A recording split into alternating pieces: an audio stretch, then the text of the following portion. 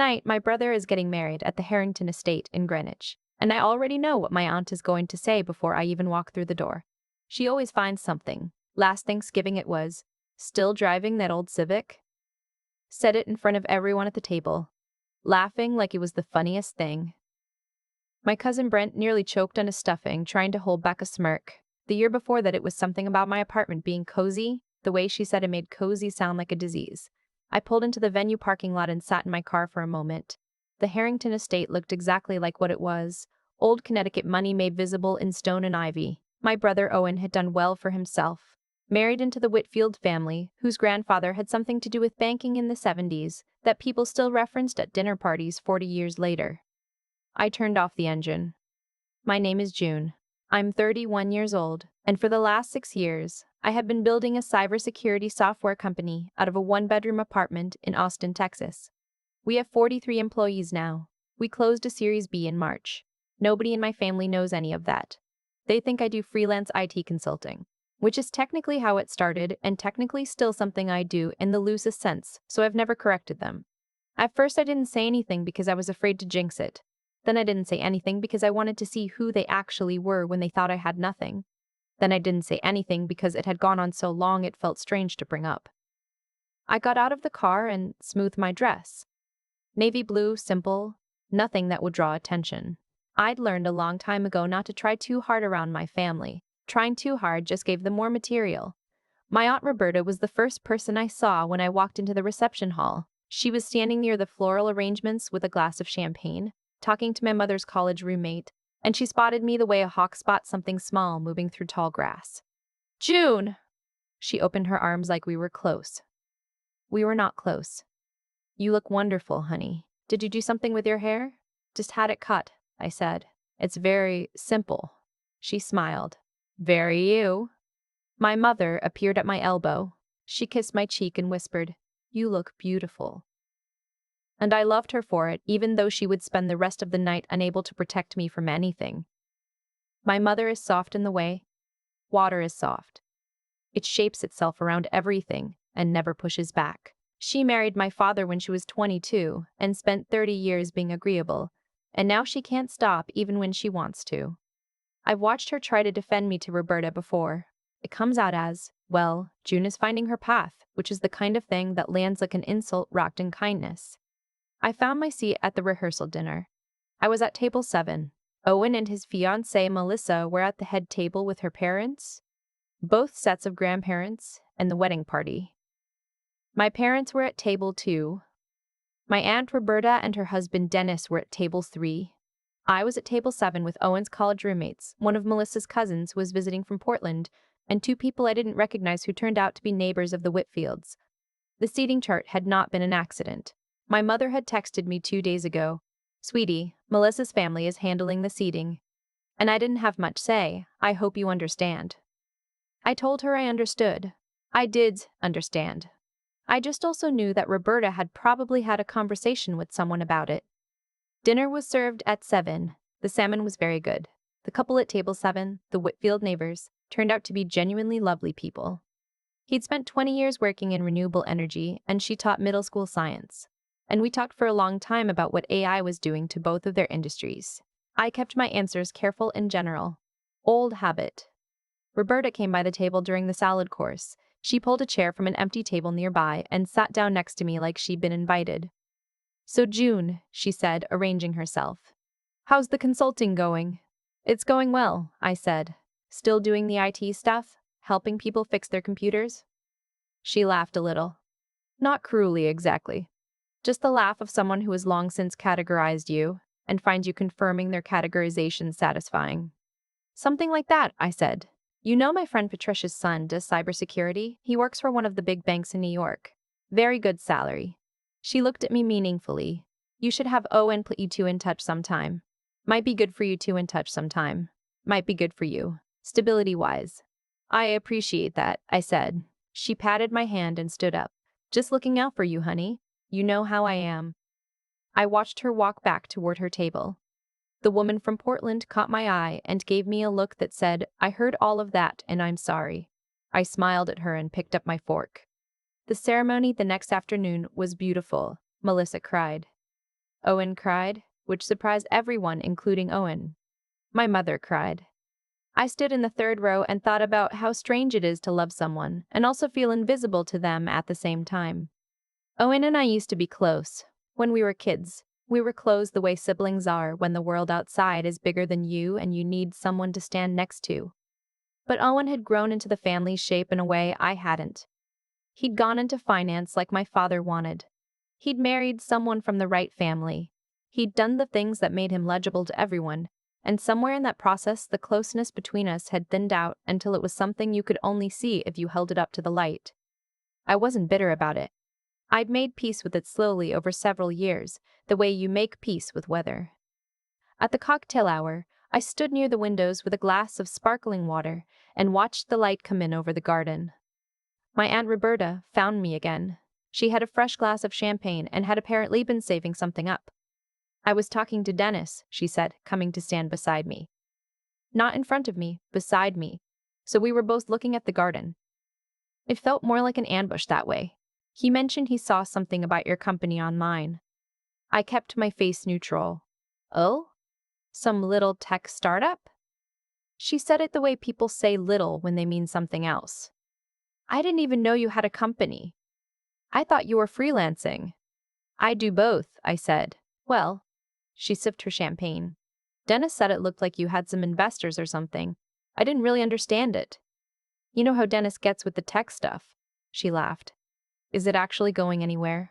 Or is it one of those things where you're always about to make it big? There it was. I had spent 6 years listening to variations of that question.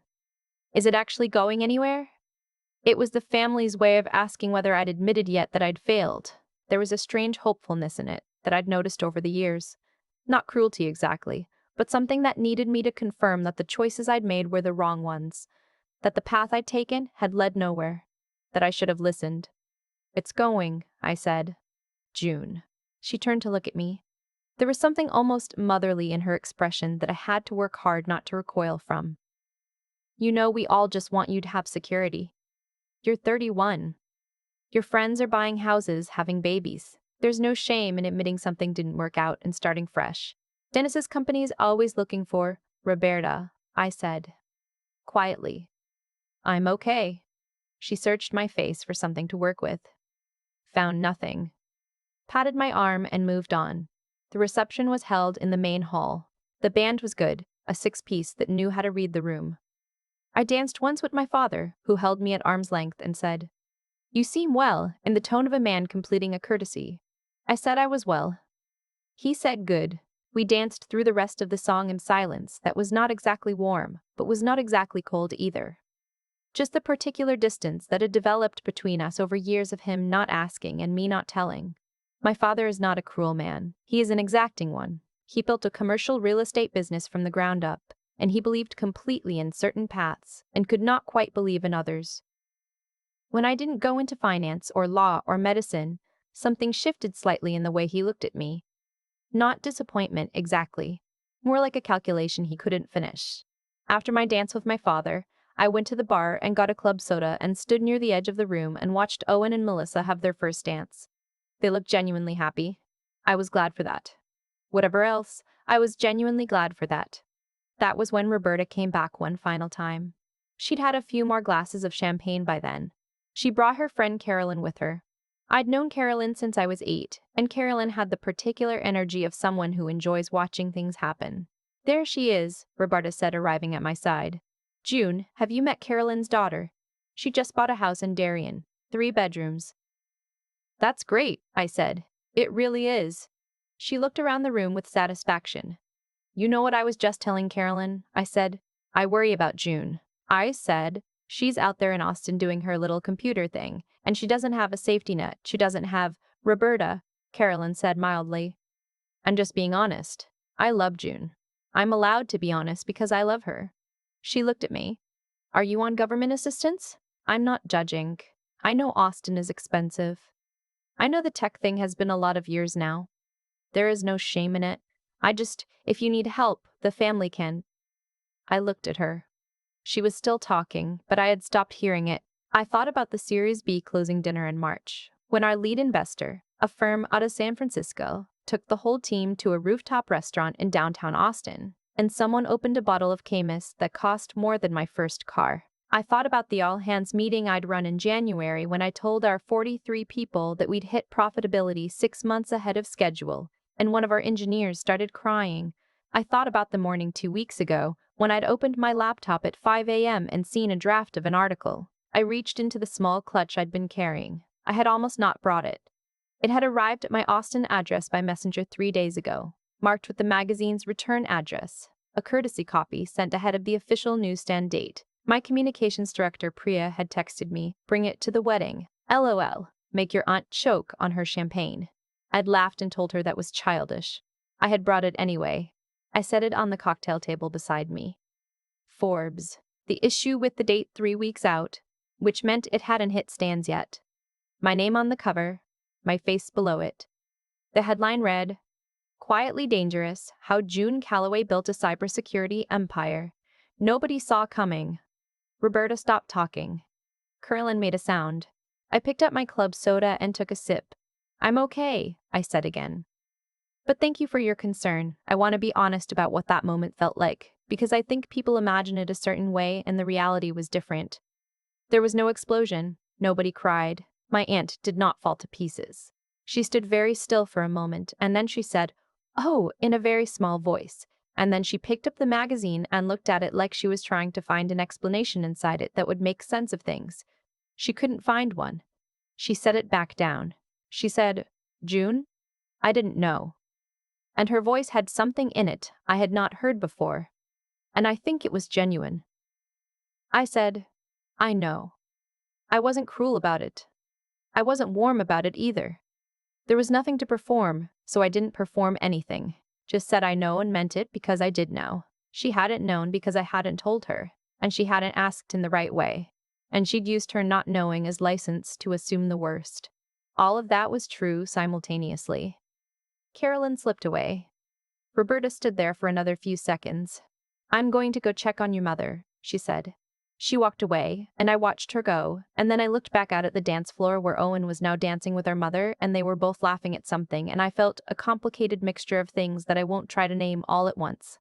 The call started the next morning. I was at the hotel breakfast, eating eggs and reading through some emails, when my mother called. She'd heard from Roberta, who'd apparently spent the remainder of the wedding reception telling everyone about the Forbes cover, in a tone that suggested she was somehow responsible for my success.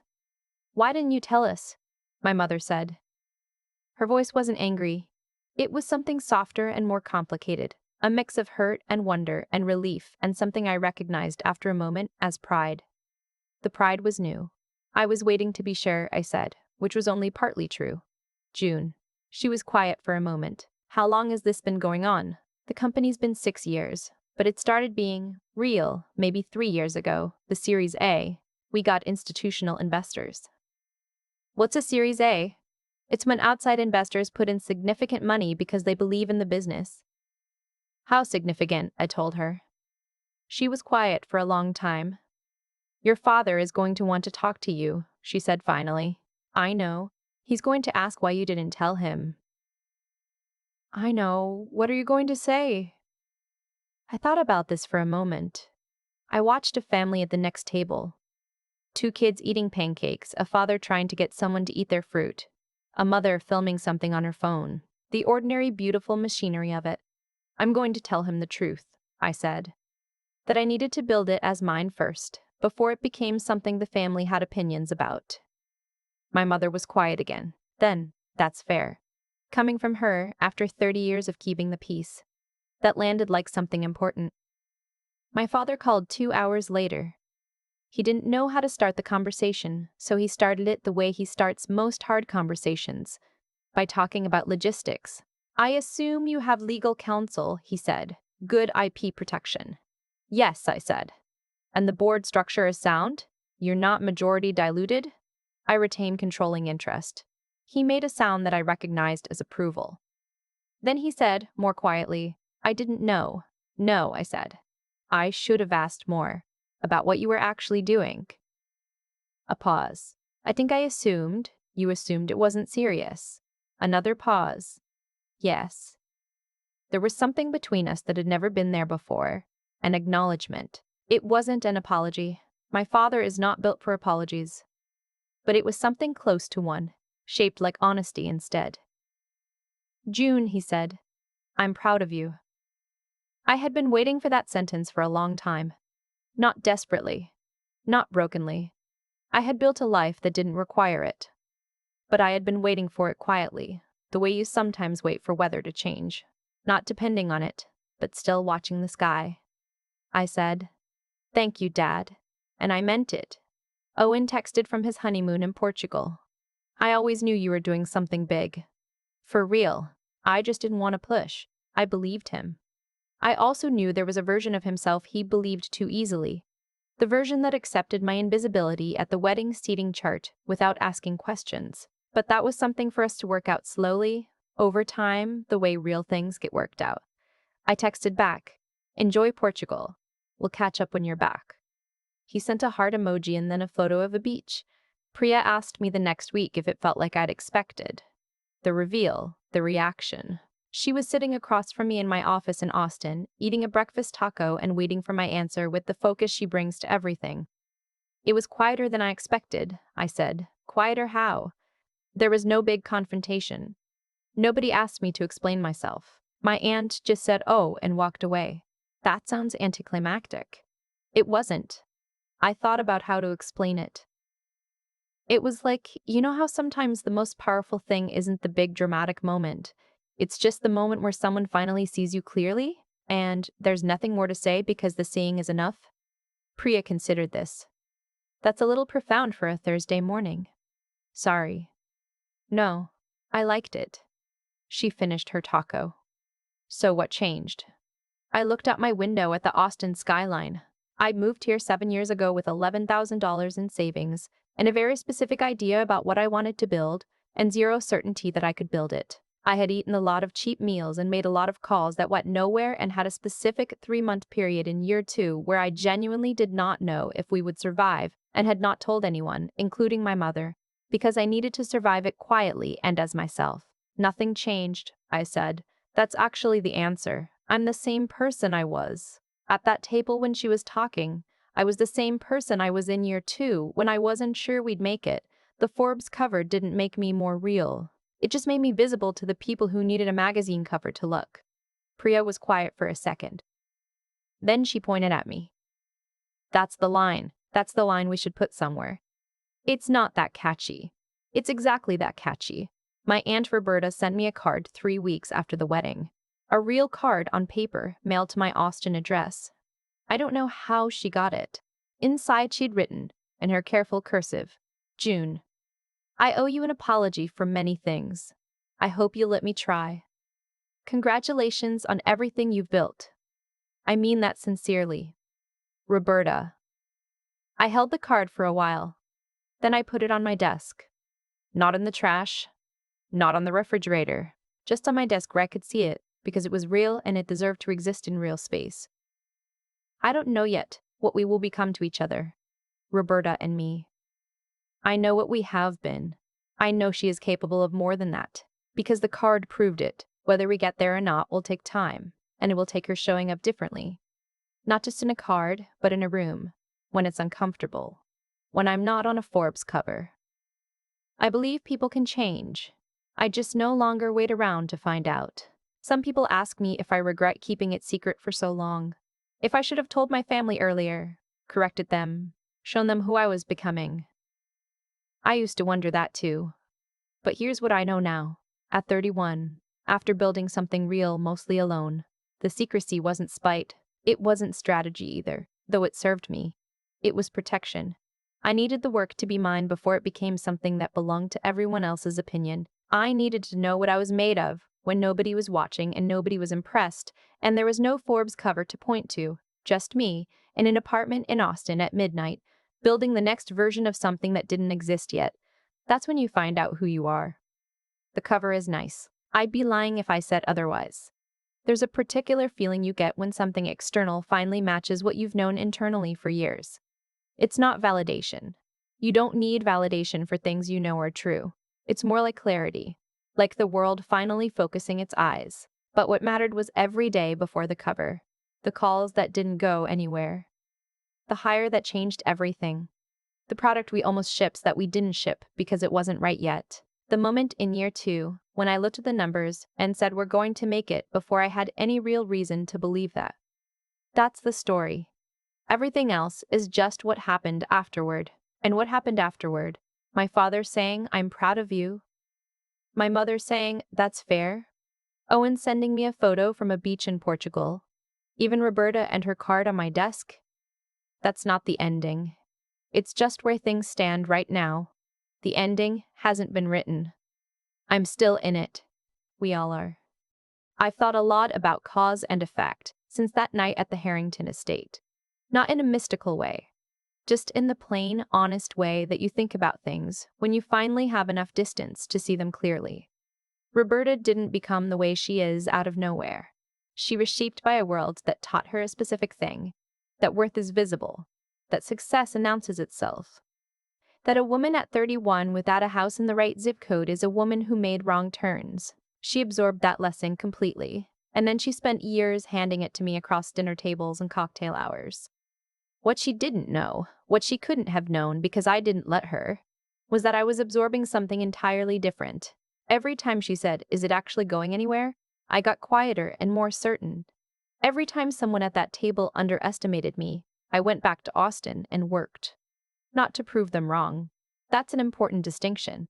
I worked because the work was real and because I believed in it. And the not proving them wrong part was just a side effect of having something more important to pay attention to. That's the thing about integrity that nobody tells you when you're young. It doesn't announce itself. It just keeps showing up at 5 a.m. when nobody is watching, and the numbers aren't good yet, and there's no cover story, and no one in your family knows your name in the context of something impressive. Integrity is what you do in those moments.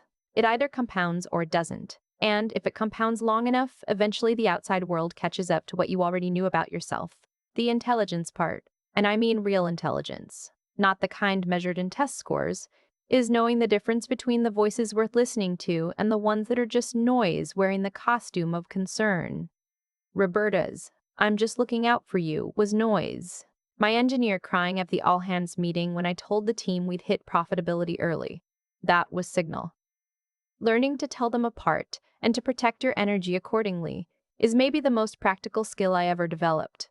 And the resilience that came from year 2, the specific 3 months when I didn't know if we'd make it, and I didn't tell anyone, and I just kept going. I don't romanticize that period. It was genuinely hard and I was genuinely scared. But I came out the other side knowing something that no Forbes cover can teach you, that you can survive the uncertain middle. That the uncertain middle is actually where you become whoever you're going to be. After that, Roberta asking if I was on government assistance at a wedding cocktail hour was just information about her, not about me. Owen sent me a photo from a beach in Portugal, and I was genuinely glad for him. My father said, "I'm proud of you," and I let it land. Roberta sent a card, and I put it on my desk. None of those things changed what I'd built or who I was before they knew about it. They just changed what we could say to each other now. That feels like enough. That feels actually like exactly enough.